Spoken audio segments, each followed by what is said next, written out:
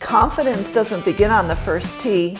It begins with how you move and how you think.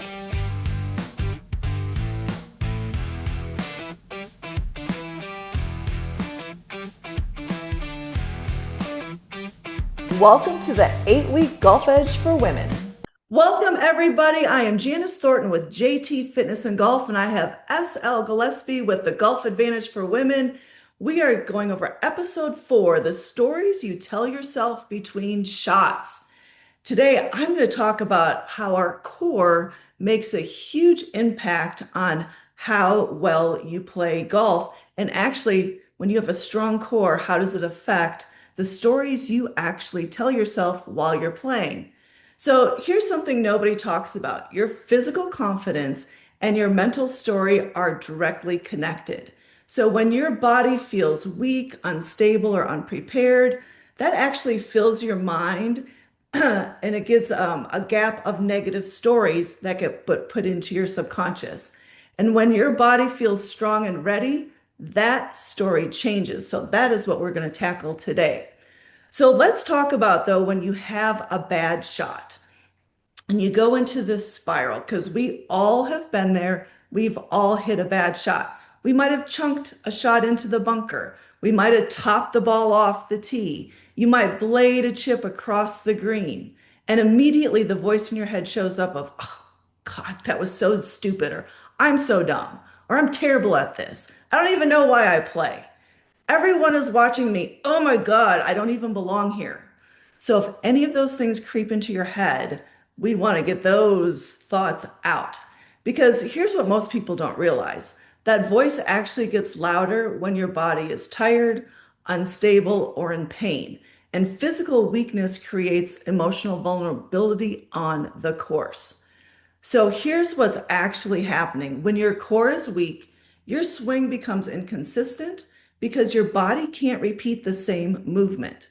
So think about when you get tired later in the round. By holes 12 through 14, usually is when people start to feel fatigue, especially if you're walking. Now, I know a lot of people do like to ride, but I have friends that when they hit about hole 13, 14, they're like, yeah, I'm getting a little bit tired. So now all of a sudden inconsistency can start creeping in, and that inconsistency can breed frustration. And your drive might start to be spraying to the left or to the right. You might be topping more shots, or you're just not as focused as you would like to finish on how you want to finish that round. And again, frustration feeds the negative story, and we want to get rid of that. However, when your core is strong, your swing has a stable foundation to work from. You make better contact, you have better consistency, and consistency starts to build trust in yourself, and trust will quiet that negative voice. And when it comes to a golf swing, we have got to trust our swing, because that's when you start hitting powerful shots. Now, there's a connection between physical preparation and mental confidence, and preparation is the antidote to the bad shot spiral. So when you know you've done the work, you step onto the course with a different energy. A bad shot becomes information, and that's all it is. It's just information. It's not evidence that you're a bad golfer. Look at the pros on TV, in the LPGA, in the PGA. They shank shots. They hit balls into the water. They duff shots. They hit a ball 10 yards. Not very often, but it does happen. So try to get that negative energy that you're a bad Pardon golfer. me? Yes, ma'am. Oh, I said try. Oh my God, thank you. Okay. You're going to do your best to get rid Yes. of. There we go. Amen. So, but I want you to be able to Yep. recover faster physically and mentally. So the women who beat themselves up most on the course are often the least prepared physically. And not because you're weak people, not at all, but it's just your body isn't working with you, it's working against you. And a lot of times you just don't know why. So let's talk about the core and what the core tells us. When you've trained your core, here's what changes on the course. You stand taller at address. Your posture alone changes how you feel about yourself. Are you someone who kind of slouches or doesn't have confidence stepping up to the ball? We want to make sure that you have a strong address, that you are confident in your address when you address that ball. When you have a strong core, you are able to typically rotate more freely. Freedom of movement creates freedom of mind. You also, when you have a strong core, you fatigue a lot less. So now you're more mentally prepared and your mental toughness is easier when your body isn't exhausted by hole 12. And you definitely make more consistent contact. And what that does is it gives you better shots, and that's going to give you more confidence. So the story is going to shift away from I always do this to I'm getting stronger every round. That I don't belong here. No, I've put the work in here. And I'm so bad at this turns into that shot didn't reflect what I'm capable of. So, why core stability is the number one physical skill for golf? Why does this core matter? So, the core is your power center. Everything in the swing flows through it. And it's not about six-pack abs. It's about rotational stability. A weak core means power leaks that you've before it ever even reaches your club. If you can't get good rotation in your swing, you're not going to effectively hit the ball as far as you would like. The more rotation we can add, the more mobility we can add into your thoracic spine, the more power that you're going to actually have. So you're going to have more distance, you're going to have better accuracy and less injury. And especially for us, of those that are aging, we definitely want the less injury. We want our backs, hips, and shoulders to all be protected by a strong core. So, of course, after 50, our core strength naturally declines, but this is exactly why we have to train it intentionally. Now, here's the thing that everyone needs to remember. We are never too old to get stronger. We are never too old to gain more mobility. We all can have it, regardless of our age. So I want to just quickly go over what actually makes up our core, because 98% of the people really believe it's just our abdominal muscles that make up the core. And there's so much more to our core than just abdominals. So think of your core as the cylinder that wraps around your entire midsection. So, of course, on the front, we do have our abdominal muscles, and that's what most people think of first. And then we've got our back muscles. The muscles running along our spine are critical for posture at address and through the swing. We've got our sides, we've got our obliques. These are our rotational muscles, and these are your golf muscles. We also have deep stabilizers, and these muscles you can't see or feel directly, but they fire first and hold everything basically together. They're deep on the front and in the back. And then our pelvic floor actually is part of our core as well. It forms the bottom of that cylinder and affects stability more than most women realize. And then, of course, our hips and glutes are the foundation the whole cylinder sits on. So if you have weak hips, it means an unstable core no matter how much you train your abs. So all of these have to work together for a powerful, repeatable, injury-free swing. So training just one piece is like trying to build a house on a cracked foundation. It's doing what?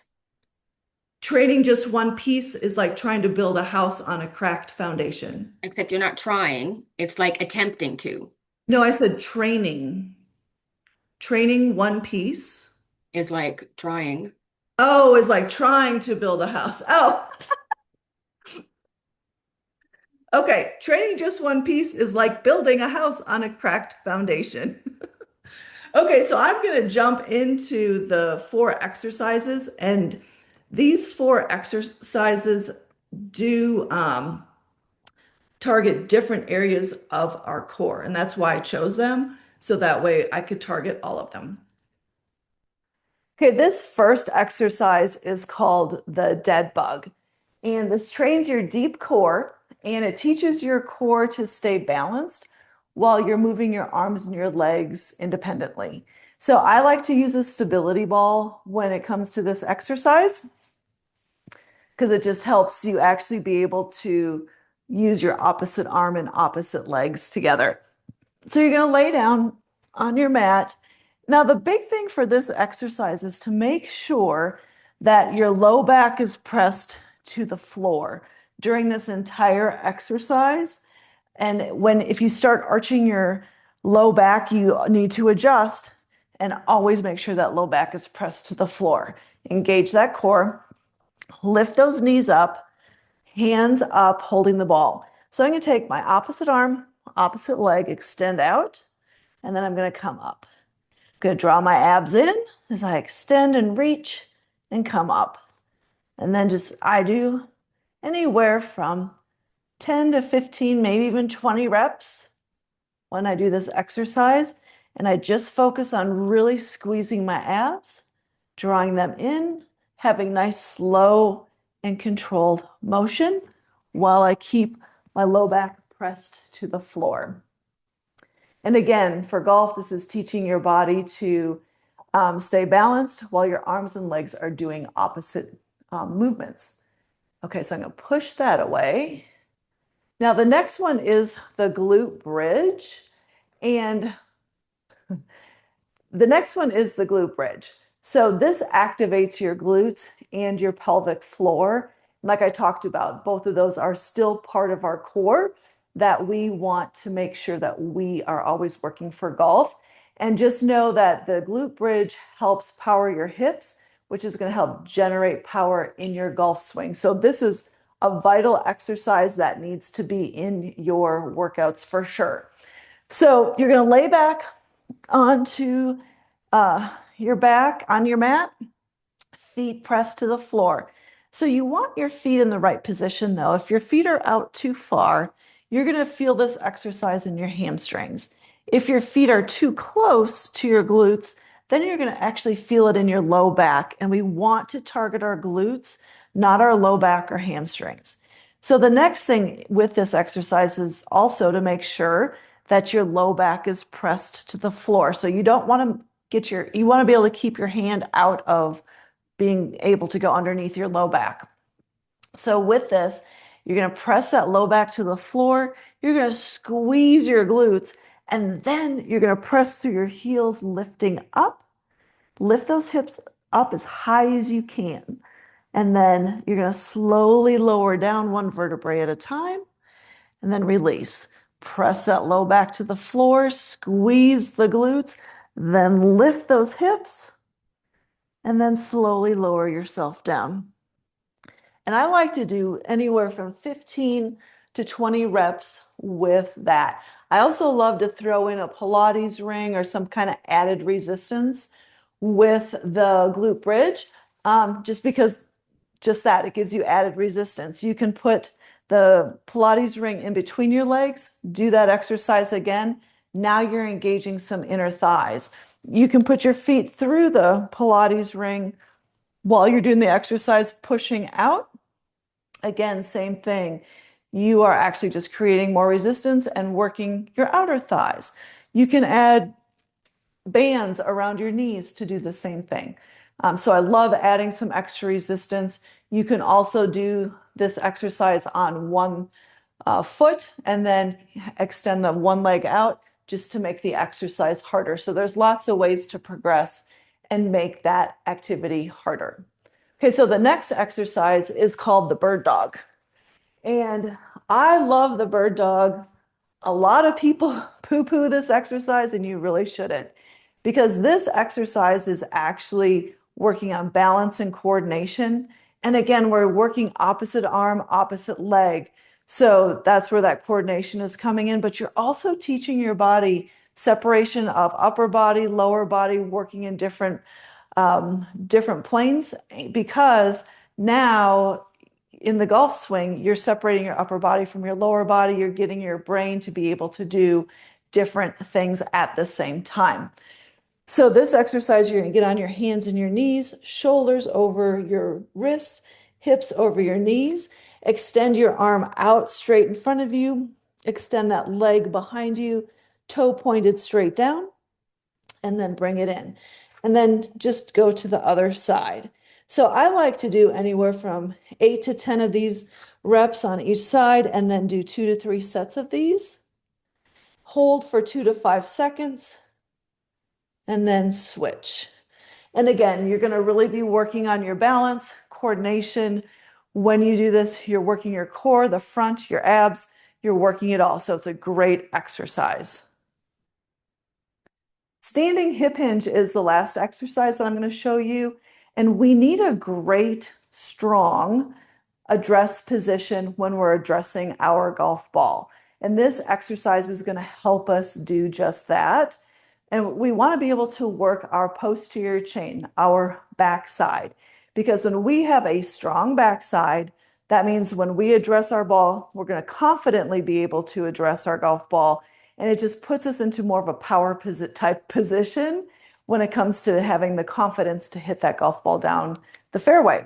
So I'm going to take my swing trainer. I've got this bar. I've got a nice cable here to give me some added resistance.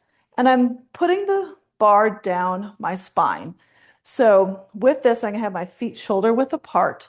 And then I'm going to hinge at the hips and come up, squeezing my glutes coming up, drawing in my abs at the same time. I'm going to hinge at the hips. And then as I come up, I'm squeezing my glutes to help me raise up. Hinge over. And the movement is all at the hips. I'm not bending my knees anymore. I'm keeping them slightly bent, but they stay locked in that slightly bent position.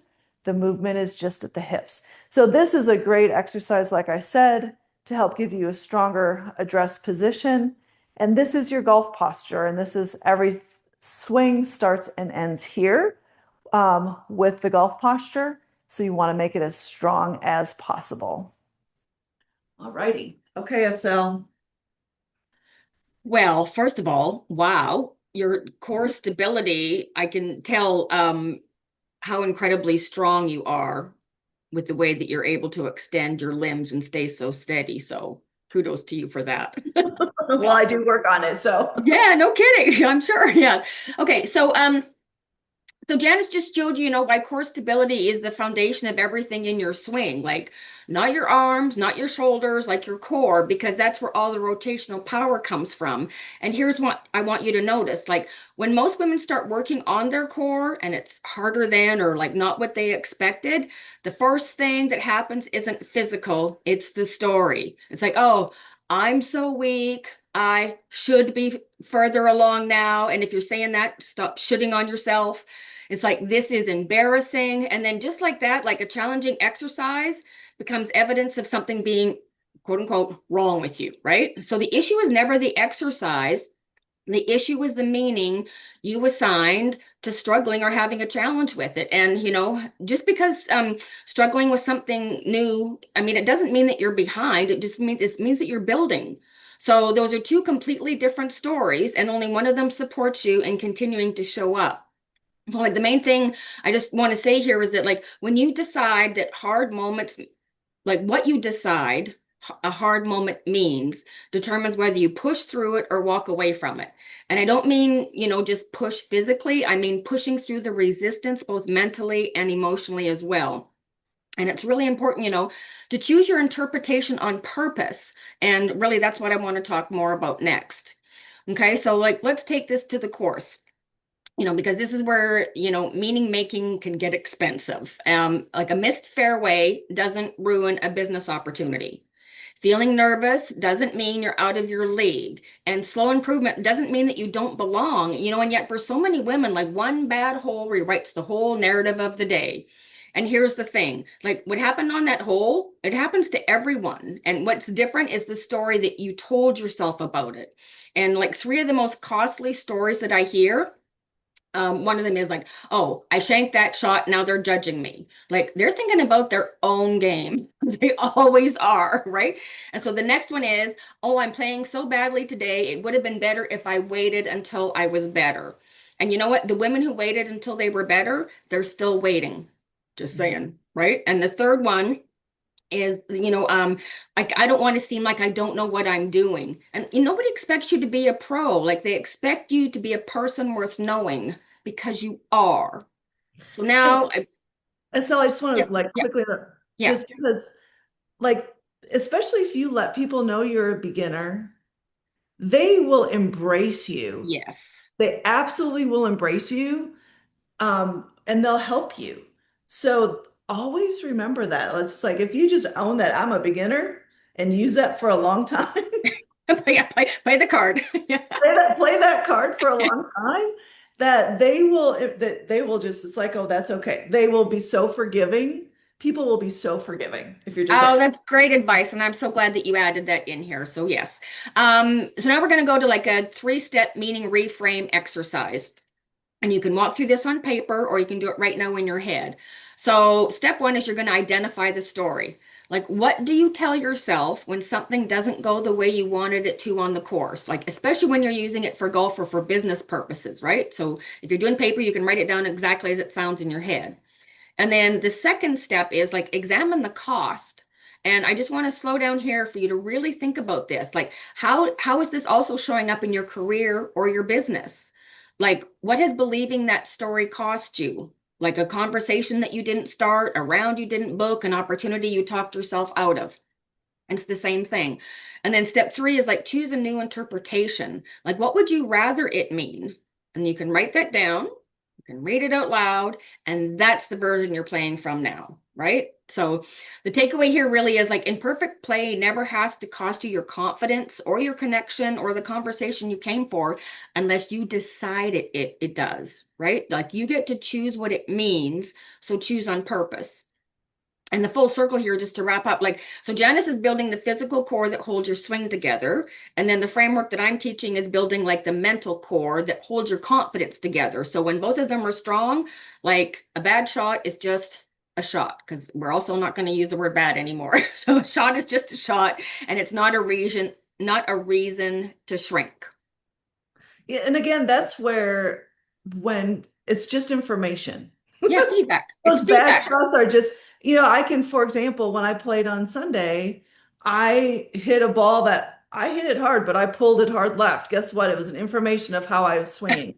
It was just how came. It's where the club face was. That's the information I gathered. It means I came over the top, but I swang hard. And I told myself, I said, well, I hit that damn hard. I'm like, Yeah. that part was good, but just the towards wasn't very good. Yeah, so it's one of those things like I used to say when I used to teach live all the time, like how does everybody learn how to not put their hand on the hot stove? By putting their hand on the hot stove. It's just feedbacks like, oh, don't want to do that again. Got to figure out how to not do that again, right? So beating yourself up for having feedback is completely self-defeating because as you like pointed out, like it's information. And when you're able to get to that place emotionally where you decide it doesn't mean that your life, your day, your round, your career, your business is ruined. All it means is like, oh, okay, room for improvement. I've got things to learn. Oh, great. I get to have another golf lesson, right? So, yeah. Well, the good news is hopefully you hit it. I guess I look at it, if I hit a bad shot, what people would deem a bad shot. Yes. I am always screaming at my ball, just give me a good lie. Just give me a good lie. I don't care if I'm in the desert. Just let me hit it again. And it doesn't, so you just learn another shot. And I Yeah. guess that's the way when I was a beginner, I just looked at I was just learning to be able to hit all sorts of different kinds of Yes. shots. And honestly, it did make me a better golfer because I would be hitting in the rough again and needed to learn chipping and pitching and all right, hit in the desert. Well, I still need to work on getting better out of the desert. It's a hard shot for me but my husband gave me a great tip. So now I do better out of the hitting out of the desert. So Awesome. Yeah. it's a matter of practice. And again, it's all information. But yes, Yep. yell at your ball saying, just give me the next shot. Just let me have a swing. Yes. There you go. I just want to let everyone know about my Fit for the Fairway online golf fitness club. And there's over 100 plus strength and mobility training videos inside for you. So take a look. I'll have the link in the description for you so that way you can go take a look to see about joining us if you want to be able to get more fit and mobile for your golf game. They can come to the golfadvantageforwomen.com. I've got some great new things on there, have some fun challenges and all kinds of good stuff. Come to the website and bang around and see what you find. Perfect. So, everyone, we will catch you on the next episode.